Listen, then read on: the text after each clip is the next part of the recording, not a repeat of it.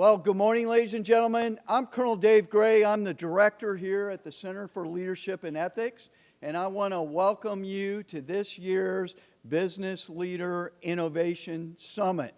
This year, we've got a great partnership between the Economics and Business Department, the Center, and our alumni agency to bring together a whole bunch of expertise to help us understand the whole notion of innovation.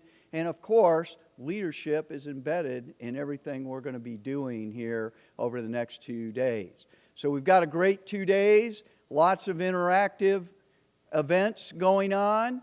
And so please sit back, enjoy, and actively participate. As we do with every conference, I'm going to ask you to stand, and we'll begin with the posting of our national colors and the playing of our national anthem. Please stand.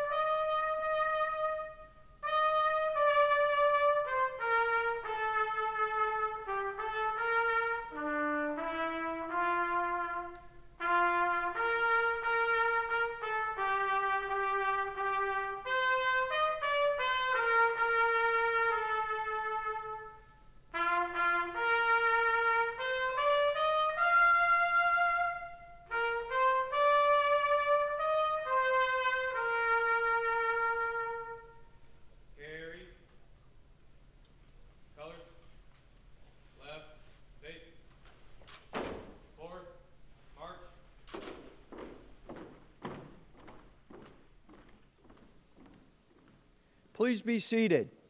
Could we have a round of applause for our color guard and our bugler?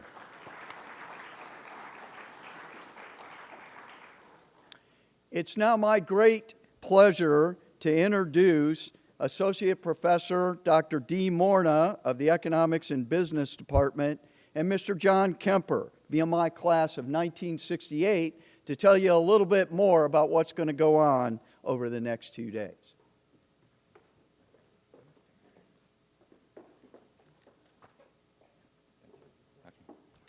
Good morning and welcome to VMI. We are really excited to have all of you here. I know you, especially our alumni. If you are here, please rise and be recognized. Alumni, please rise and be recognized.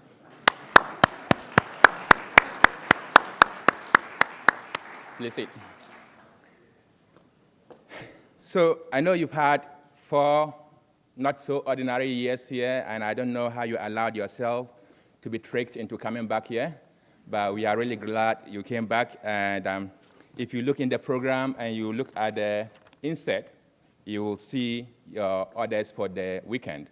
And so hopefully you can get interacting with our cadets.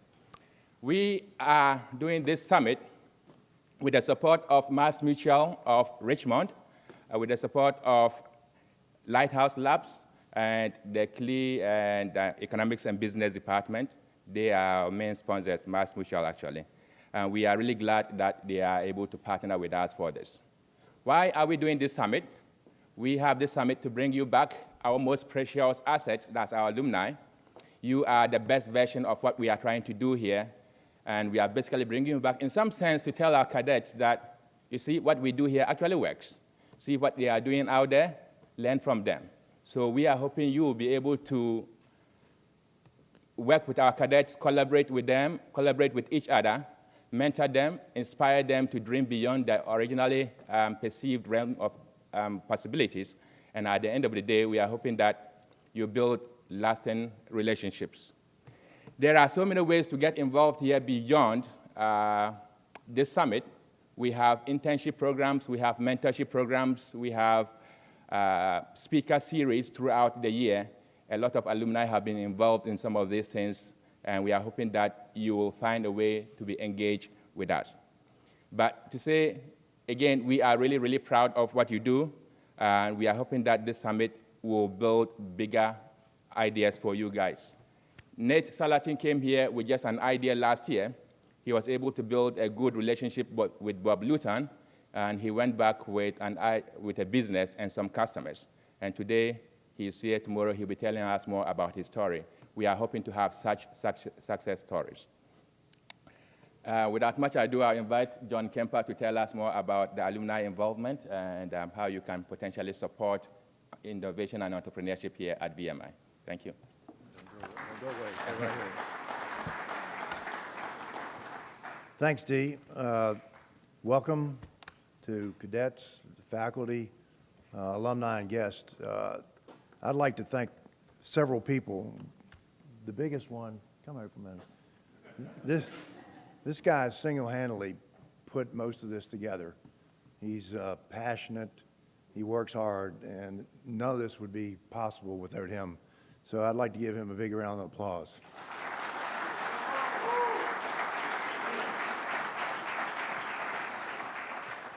VMI is very fortunate to have somebody like Dee, and I've enjoyed my time with him over the last year and a half. It seems like 10 years, but I think it's a year and a half. I'd like to also special thanks to Mass Mutual of Greater Richmond, who's our major sponsor, Brad Graham, who I don't think is here yet, Dennis Tender, and our own Jessica Hansen, class of 17. I'd like for them to stand. They've been very supportive, and they're basically adopting VMI as one of their colleges they want to support with internships and a lot more than just a sponsorship. So thank you. And Jessica is a heck of a worker. You'll hear a lot more about Lighthouse Labs U, which is a program that's funded with a $1 million grant from Go Virginia that was matched by $1 million from Activation Capital in Richmond. They're trying to pull together all the university entrepreneurship programs in Virginia, and they have spent more time at VMI than any university in Virginia. And there are two people here today that I'd like to recognize, Samantha Lattimore and Blue Kump. Can you stand up?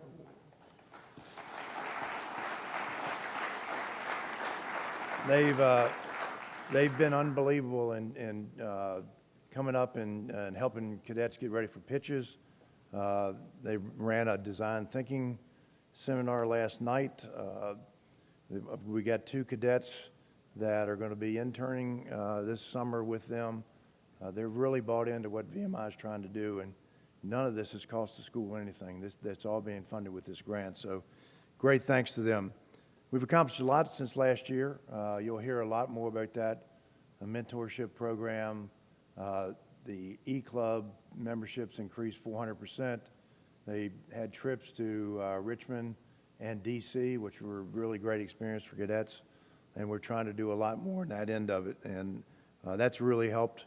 We've got the E-Club membership across all majors now, so there's cooperation between departments, for instance, mechanical engineering, economics and business, and computer sciences have been very instrumental in getting these things together. So I would encourage each of the alumni, we need help.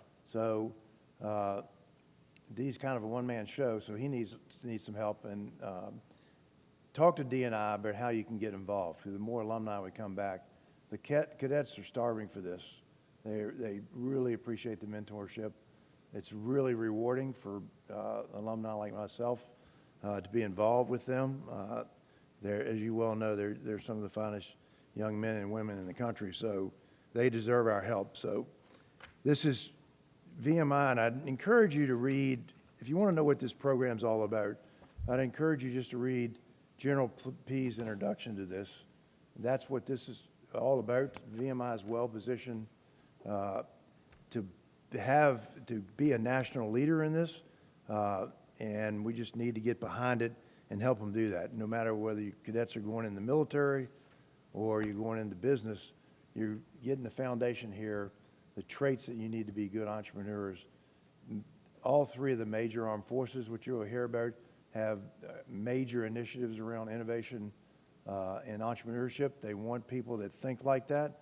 So there's no better place in the country than VMI to be a leader in that. So that's our hope for this. Don't hesitate to get involved. We want to get as many alumni involved as we can. So have a great time. And again, come up and ask Dee and I how you can get involved. We want to get more people involved. You'd be amazed at the number of really successful VMI graduates out in the entrepreneur world. Thank you.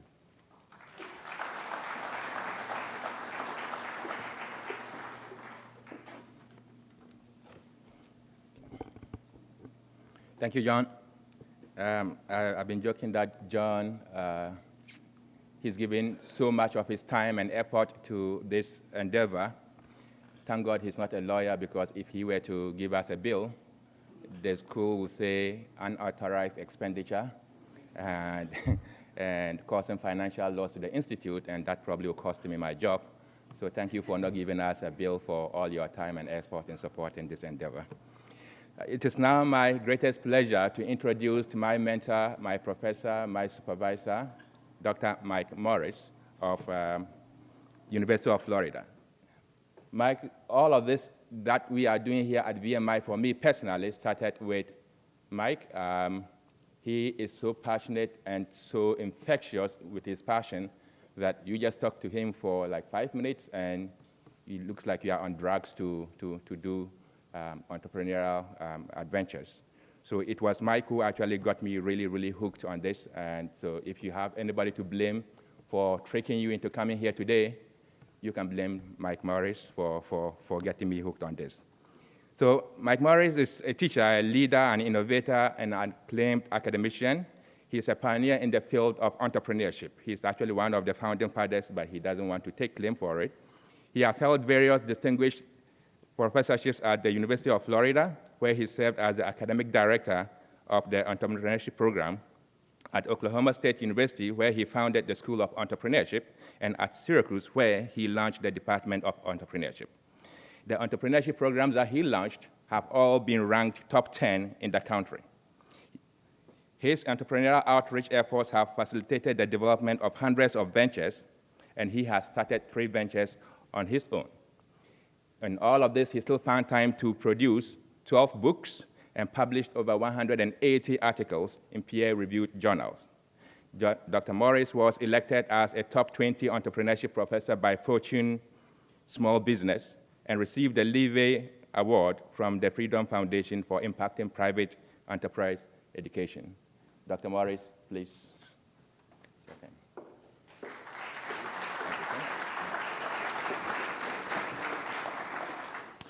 Good morning. It's an honor to be here. This is a very special institution. I am proud to be here in part because I am a veteran, but more importantly in the name of my father, who I grew up in the military. So my dad flew 85 bomber missions in World War II. It was one of the only units to fly in Africa, the European theater, and in Japan. What I'd like to talk about is twofold. So to give you a bit of a picture of how we think about entrepreneurship these days, and to then connect it to VMI. And so what are some of the implications for what happens here over the next few decades in terms of this area? And what I hope I can, it's interesting to me because the the conversation is usually postured in terms of innovation and the military. I want to make this other word front and center, and that is entrepreneurship. You may ask, what the heck does entrepreneurship have to do with order, discipline, chain of command, and all the elements of the military? I'm hoping to maybe shed a little light on that. I want to start where I always start, which is with my favorite quote. Shaw tells us that the reasonable man or woman adapts himself or herself to the world. The unreasonable one persists in trying to adapt the world to himself or herself, such that all progress depends on unreasonable men and women. And the problem with our institutions, not necessarily VMI, but universities in general,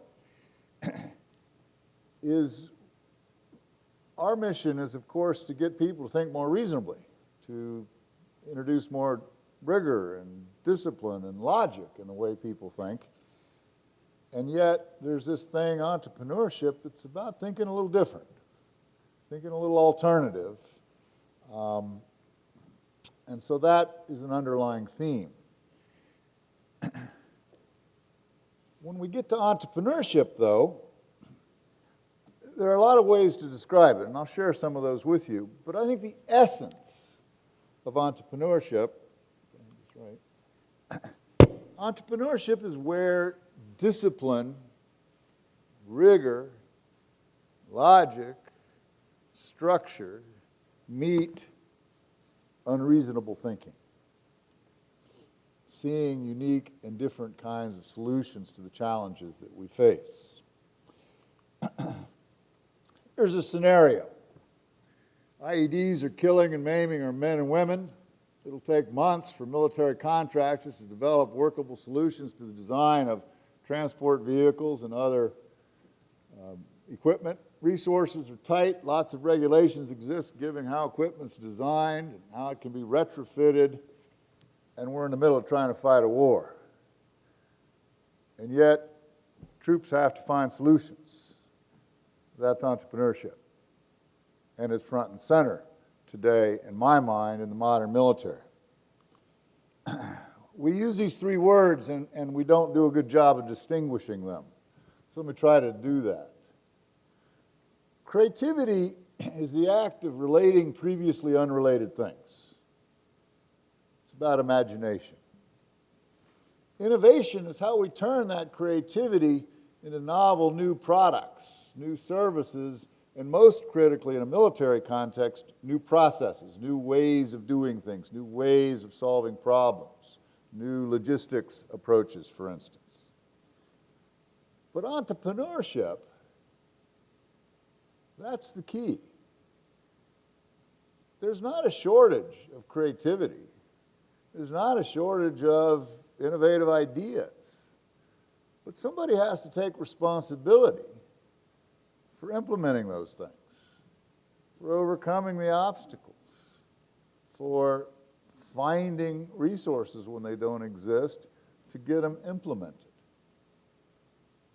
That's the role of entrepreneurship. It's the moving past the dreaming to the doing. So, if I'm a cadet at VMI, if I'm a student in this institution, what's the world that I inherit? What's the world where I will be a leader? And it's important to set the context. The context is that we're in the middle of an entrepreneurial revolution. It's a global revolution. It's a revolution that's transforming, changing every institution and everything we do. When they look back on the 21st century, they will label it the entrepreneurial century, the age of entrepreneurship. This is a time when the rate at which ventures are being created, new for-profit, new non-profit ventures, has never been higher. The rate of new product and service introduction is at an all-time high. Where Coke used to sell Coke, there are 18 types of Coke today.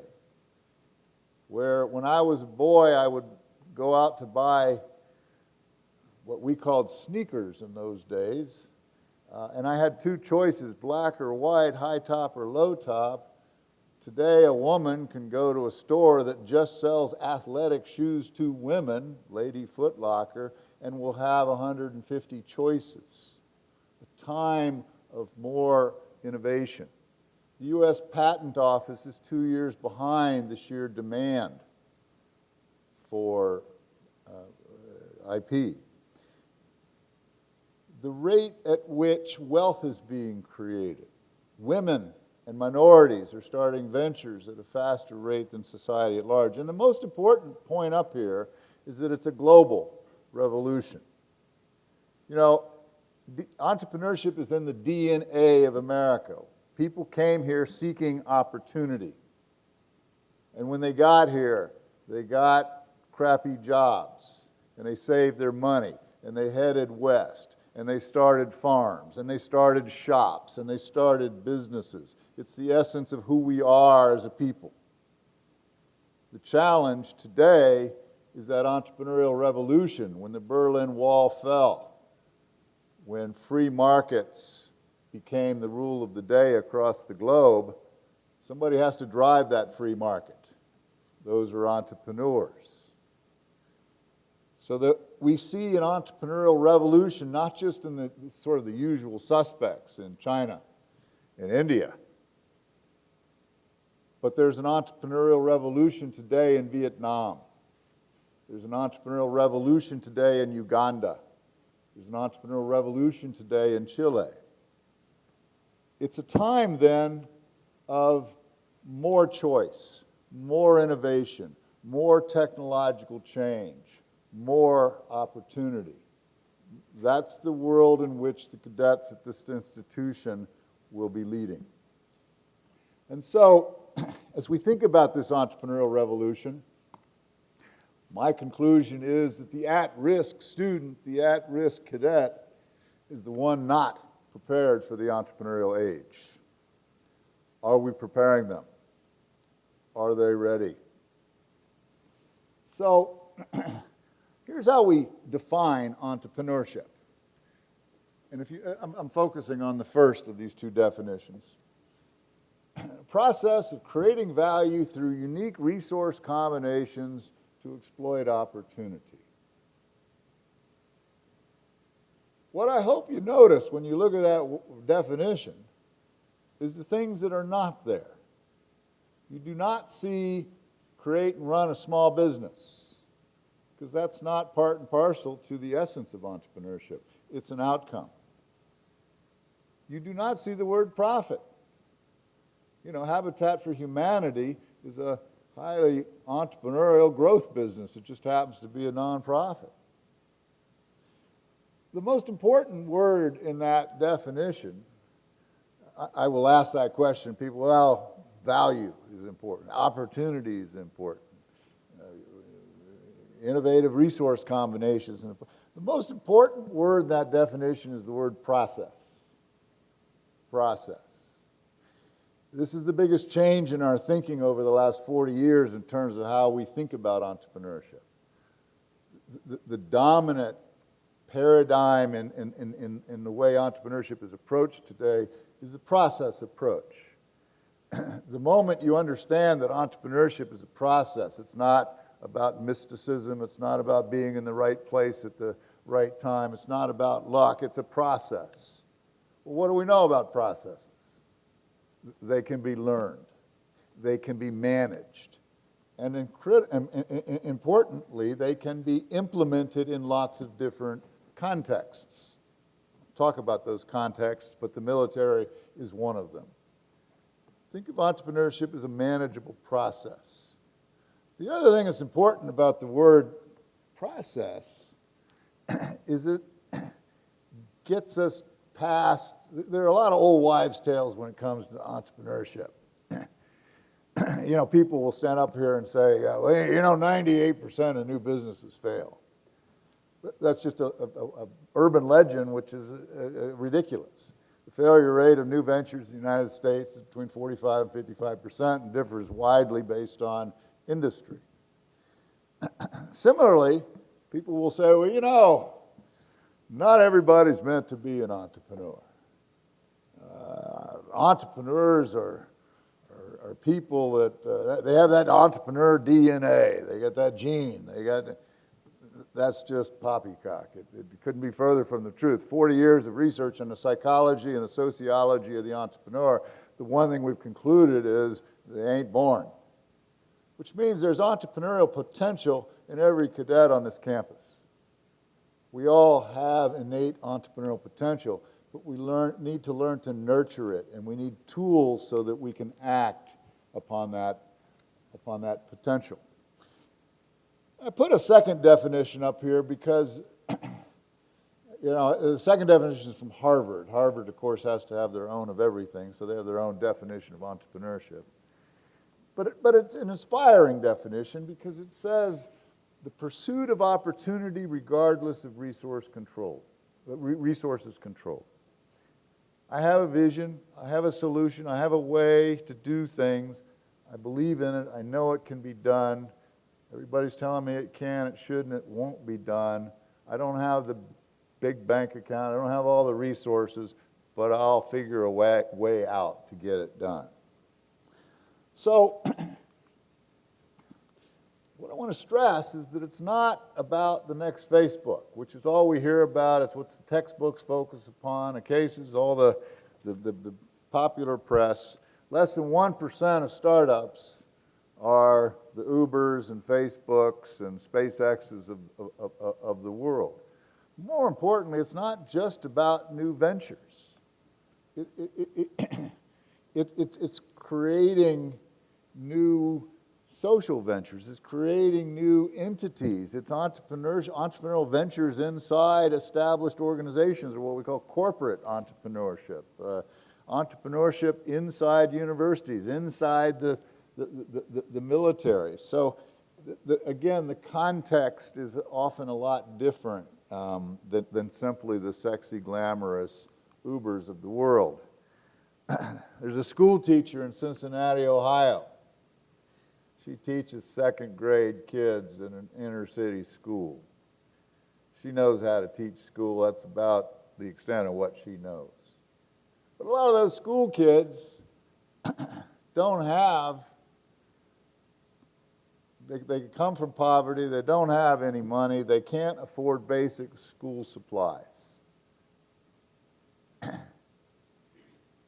And she looks at this, as many teachers do, takes money out of her pocket and buys school supplies for her students. That's not fixing a problem. That's just putting a Band-Aid on a problem. But she looks at this and she says, that's not acceptable. I won't accept that. It's a concept that I call healthy dissatisfaction. Not negative whining and complaining, healthy dissatisfaction. You walk down the street with an entrepreneurial person and they're having a conversation, the conversation will immediately go in the direction of, look at the way that guy's doing his store window. If he did it this way, he'd get twice as much traffic. Look at the way they're picking up trash over there. If they did it this way, they could do it in half the time.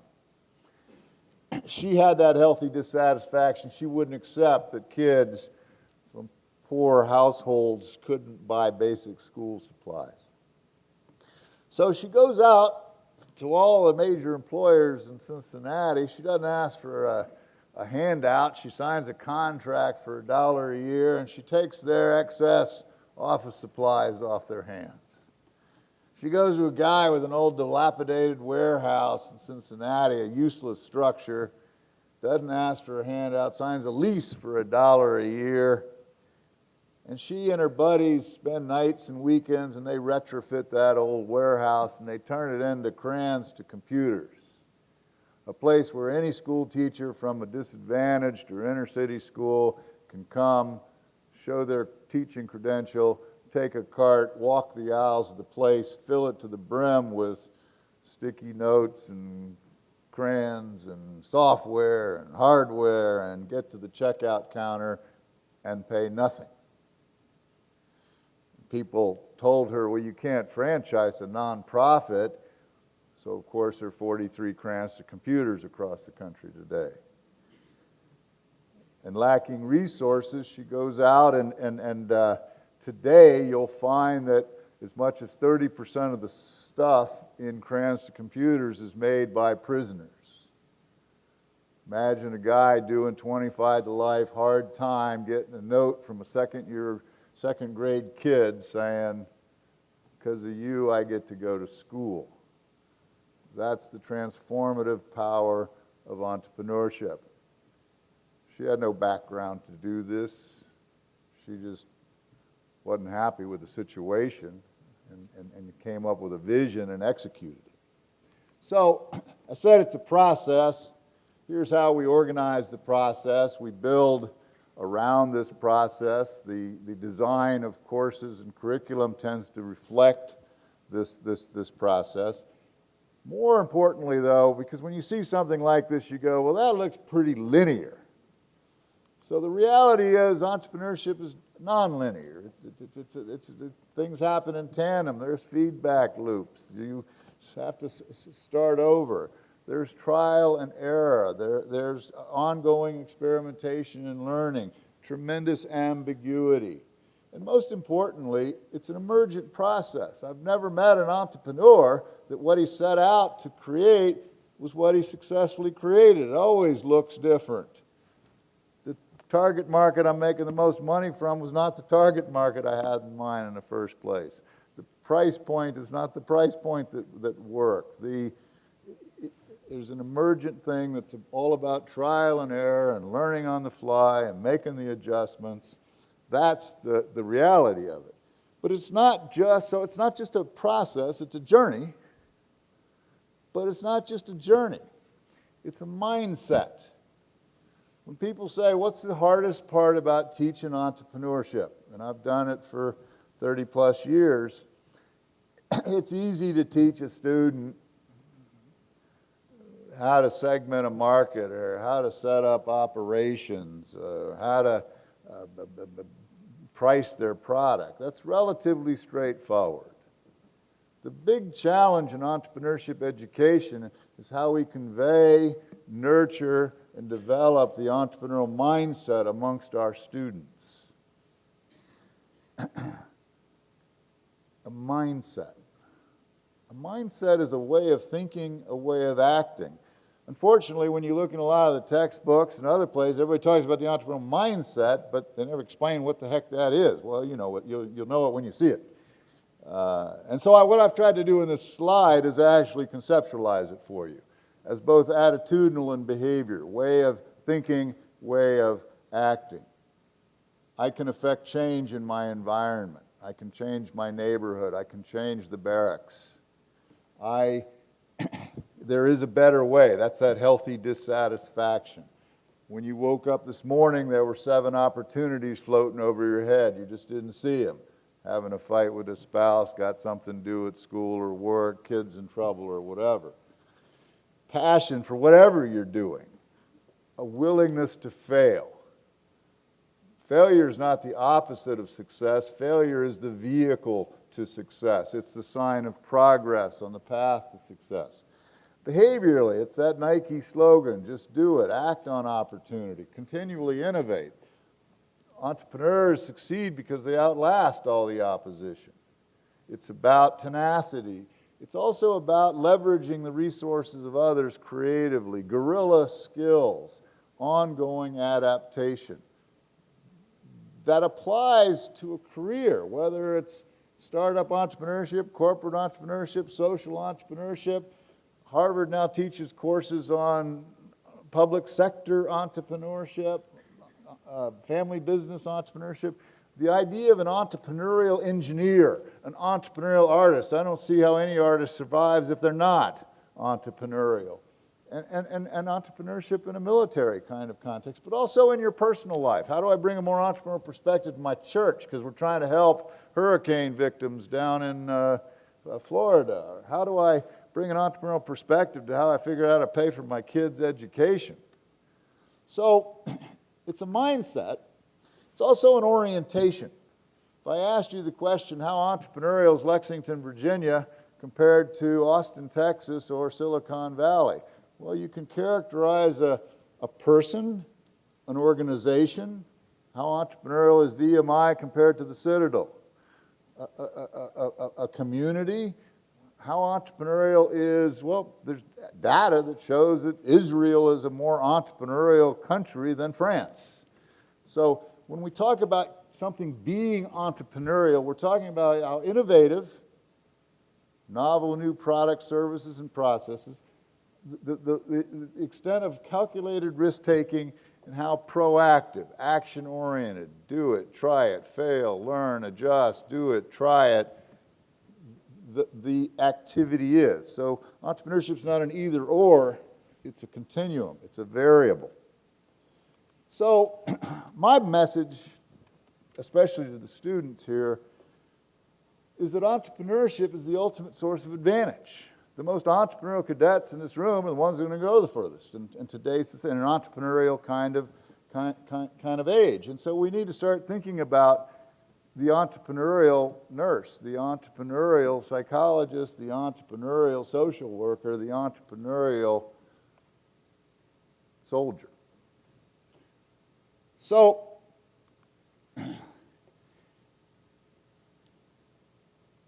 I gave some thought to the question of, do we need entrepreneurship in the military? And it immediately becomes abundantly clear that we do, because this age of entrepreneurship is an age of turbulence, of complexity, of threat.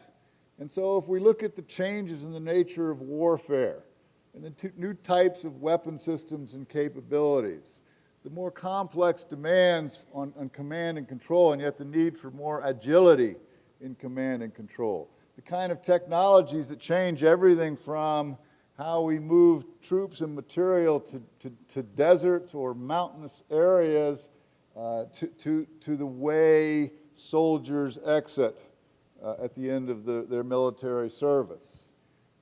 A tight and unpredictable budget environment, war in multiple theaters at the same time, shorter wars, and just as we get used to shorter wars, we fight a war that's one of the longest we've ever fought.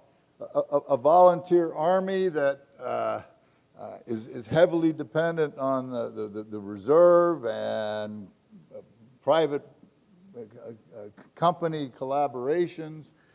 Enemies that are much faster at adapting their tactics, and on it goes. But the point is, this is a world where one has to be thinking different about just about everything. And so, one of the interesting things, I do a lot of work with disabled veterans in entrepreneurship, trying to start ventures. And one of the things that's self-apparent to me is the core values of the military are not inconsistent with the core values of entrepreneurial behavior. If you're in the military, it's about mission. If you're in a venture, it's about mission, discipline, hard work, tenacity and perseverance, the need to create order out of disorder, adaptability, integrity, leveraging your surroundings, bootstrapping. And this is the reason I think, and you'll talk about this over these 2 days, that veterans not only start ventures at a higher rate than society at large, but they succeed at entrepreneurship at a higher rate than society at large. And the military gets this. So we see more and more documentation of the tremendous history of innovation in a military context, whether it's the introduction of carrier warfare, or the notion of the blitzkrieg, or the creative ways that the Army had to get around the hedgerows of France during the D-Day assault. We see the appearance of more infrastructure in the military explicitly trying to support, encourage, and disseminate innovative kind of approaches. And we see the concepts and knowledge and things we've learned about innovation in a private sector context being adapted. And so when we look at innovation types and forms, how do we label those types and forms in a military context as incremental, molecular, architectural? The notion of role players for innovation to successfully happen, a process kind of approach, we talked about entrepreneurial process, to fostering innovation, and the kinds of implementation elements, organizational things, keeping things low-key, the use of top cover, creating promotional pathways for people that have adopted some of the newer kind of ways of thinking. So what's all this mean for VMI? I would like to suggest that an entrepreneurship program at any institution, at any university, is built around 5 pillars.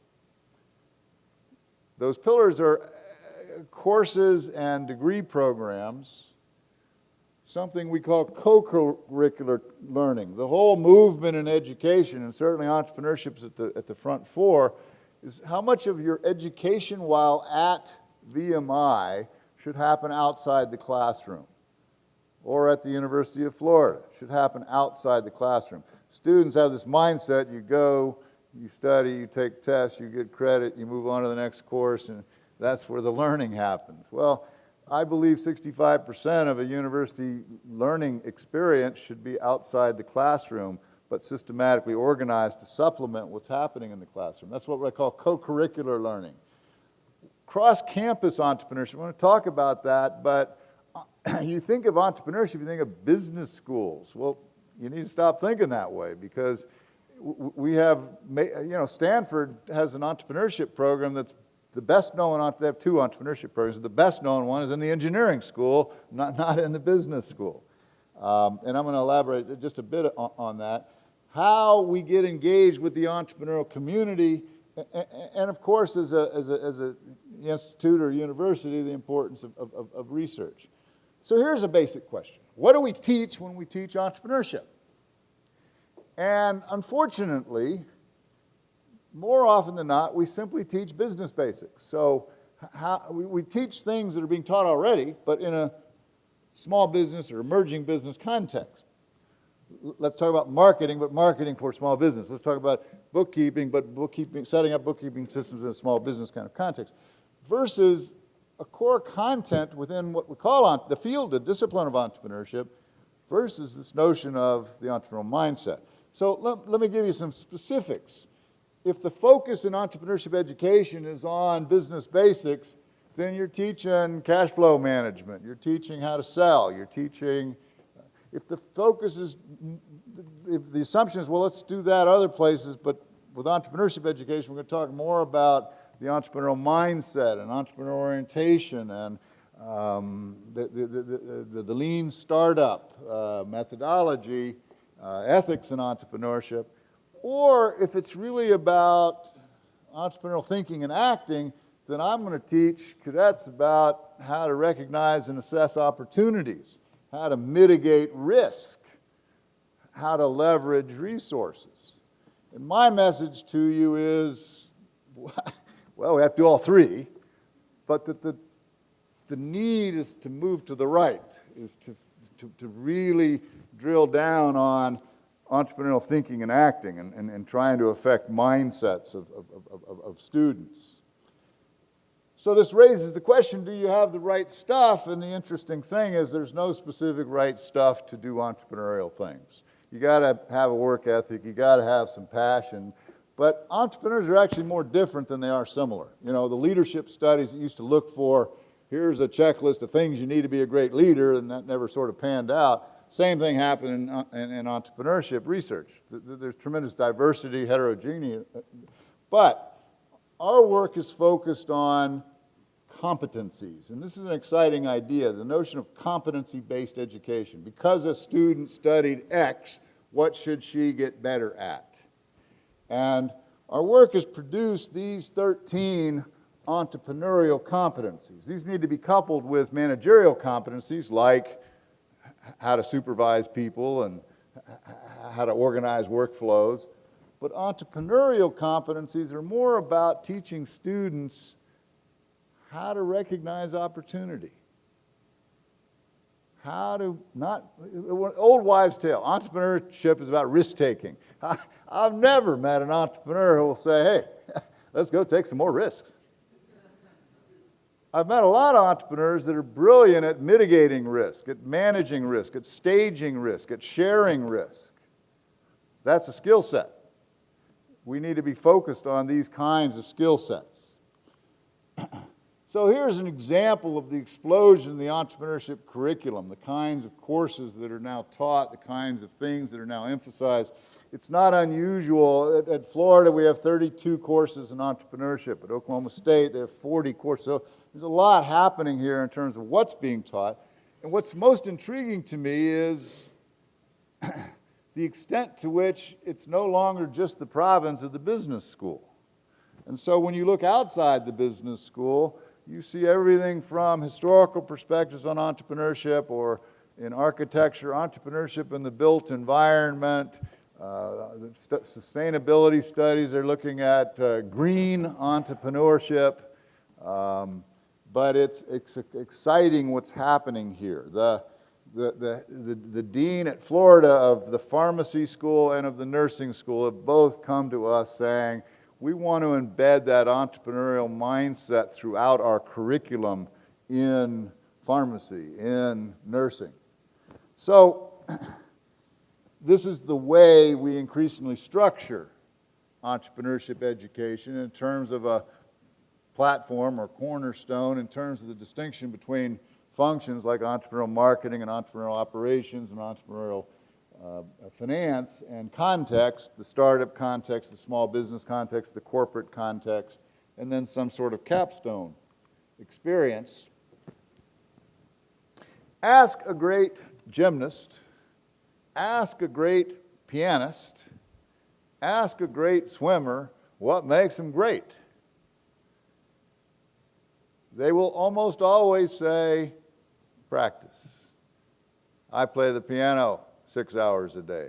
I swim 4 hours a day. Well, in my mind, if we really want to focus on students mastering competencies, then we need to augment theory with practice. We need to introduce more experiential learning. When Dee talks about mentorships, that's a form of experiential learning. When he talks about internships, that's a form of experiential learning. Study abroad is a form. So what we've argued for is that students build experience portfolios while they're in school. So when a student who's studied in an entrepreneurial program graduates, in addition to a diploma, they should have an experience portfolio. I've written 2 business plans. I did a consulting project for a local small business. I did an entrepreneurial study abroad. I mentored under an entrepreneur. I wrote up a formal interview of an entrepreneur and her or his story. I did an entrepreneurial audit. I actually worked on a business in a student incubator. I lived in an entrepreneurship floor in the dormitory, or what have you, but immersing students experientially in, because to me, the most creative people are people who practice their creativity more. The most entrepreneurial people are people who are doing things, are trying things, learning, adapting, and so forth from the great Teddy Roosevelt quote about being in the arena. And then the other piece that I think is important is how we engage the entrepreneurial community, and that's a two-way street.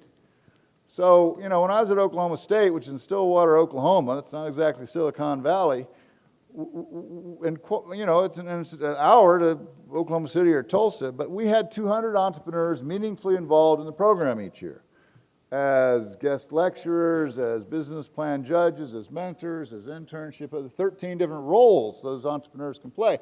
The other side is, how are we engaging the entrepreneurial community as an institution in doing small business consulting projects for local businesses in Lexington or in the region? What are the kinds of things we're doing? You know, we have kids involved in a major poverty and entrepreneurship initiative, helping low-income people get businesses up and running and make them more sustainable, collaborating with the programs of other universities and that sort of thing. The cross-campus explosion in entrepreneurship is one of the most exciting developments. And so we see entrepreneurship literally popping up in the most unusual places on the campus, and that's going to happen. It's going to happen regardless as people in whatever discipline realize it's this entrepreneurial mindset that's the key to an entrepreneurial age, the 21st century. And so the trick is connecting the dots. How do we connect what we're doing in the classroom with co-curricular program, with community engagement, and experiential learning as the underpinning? I think some of the important questions looking forward at VMI are, how should entrepreneurship be positioned at VMI? What's the right structure in terms of where it should be housed? What should the course mix look like? Should we think about more than just courses? What kind of co-curricular initiatives or learning? How should the cadets learn outside the classroom about opportunity recognition, risk mitigation? And how can we more engage, and what are the priorities in terms of community engagement? So I asked myself, what's an entrepreneurial cadet? To me, it's a young man or woman at this institution who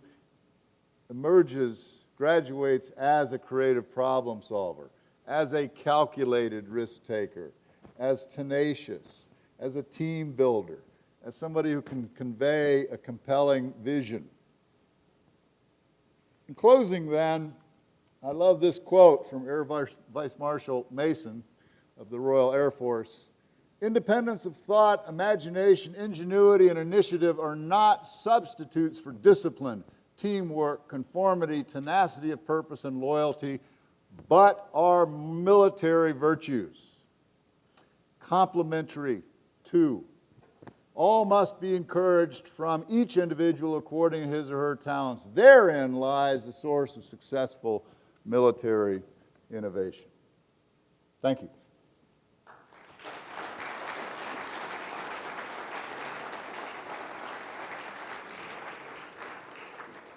I think we have 6 minutes, so 5 minutes. If you have any questions? If you have a question, what I'd ask you to do is come down to the front and use the microphone so we can capture your question on the tape, please. I'd be interested to hear your comments in regard to schools like the Acton School in Austin, which was formed by successful entrepreneurs, and a school like VMI, who is going to have to do some missionary work as far as convincing some of the existing faculty that entrepreneurship is part of the educational mission. Yeah, well, certainly developments like the Acton School are exciting. They're specialized and focused, and I think the difference with VMI is, and I'm making some assumptions that are probably wrong, but I think the difference is the traditional view of entrepreneurship, which is, well, entrepreneurship is about starting and running a small business. And Acton is focused on how to do that better and create businesses that are more scalable and can be more impactful. But to me, once one gets to this notion of the entrepreneurial mindset, I'd be interested if the faculty here, the most conservative, the most diehard faculty here, in terms of this is the way we've always done it, it's the military doesn't change, it's about order, it's about doing what you're told. I'd be surprised if the most diehard faculty member here would disagree that we need to produce cadets that are more like what's on this slide. I don't know. I will tell you that in the 90s, this was a terrible battle in a conventional university. I've got a lot of scars on the back from fighting to provide a legitimacy for the notion of entrepreneurship education by people who said, well, that's like teaching auto mechanics. That's not a real study area. But we won those battles. This is a norm now. You've got this is a telling thing. 30 years ago, there were 7 universities in our country that had any kind of entrepreneurship program. Today, there are over 3,500. So it is mainstream now, and and the tools and the frameworks and the perspectives on how we teach this and convey this and develop this have come a long way, such that I think they more, that's why when I was doing some research before coming to talk, it was fascinating to me how people have made overt efforts to take concepts from successful entrepreneurial activity and successful innovation and adapt them so that they make sense and fit in a military context. Other questions? I think we have 2 minutes. Not a question, it's a comment. I have a degree in engineering from VMI, and I'm about, I'm in the construction business, so it's about, fixing things. How are y'all engaging the engineering departments like civil engineering and mechanical engineering to get more creative and innovative and come up with solutions? I haven't seen a lot of that here. Everybody seems to be from the business department and economics. So is the engineering department, are they engaged, or? It varies, and it even varies amongst the different engineering disciplines. And so obviously electrical engineering, there's more of a tradition of entrepreneurial thinking and novel business models and that sort of thing. The challenge with business school, with engineering schools in general, is they have such a rigid and extensive curriculum. And so finding room in the curriculum to engage, to infuse entrepreneurship is a challenge. It tends to, a lot of schools have started with some kind of cornerstone introductory thing for all engineering students, and then the capstone experience is often an entrepreneurial project, but it's a development in process. I mentioned Stanford, but if you look at Purdue, which is a pretty good engineering school, North Carolina State, pretty good engineering school, entrepreneurship is front and center there. And so they have curriculum, they have some kind of a institute or center within the engineering school that is fostering this, and so it's happening. Well, this is a great presentation. I've learned a lot from it. And what VMI taught me is problems arise. How do you solve them? Okay, so this is a great platform, a great environment for that. And I know in the engineering department, they've been building these damn concrete canoes now, like for the last 5 decades.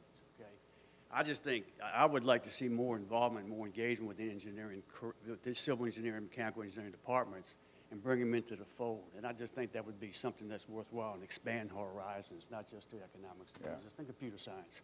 Yeah, That's here. my suggestion. Totally agree. Thank you. Thank you so much.